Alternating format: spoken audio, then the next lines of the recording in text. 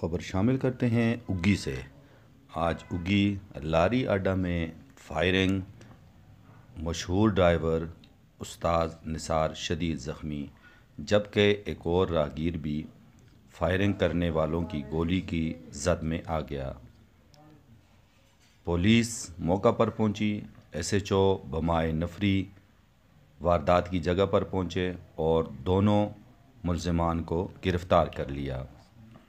ملزمان کا تعلق کالا ڈھاکہ سے بتایا جاتا ہے، جس میں حسین احمد ولد سید غلام اور بہادر سید ولد سید غلام دونوں ہی موقع پر اڈے میں موجود ڈرائیورز اور باقی حضرات نے ان کو پکڑ لیا اور پولیس کے حوالے کیا۔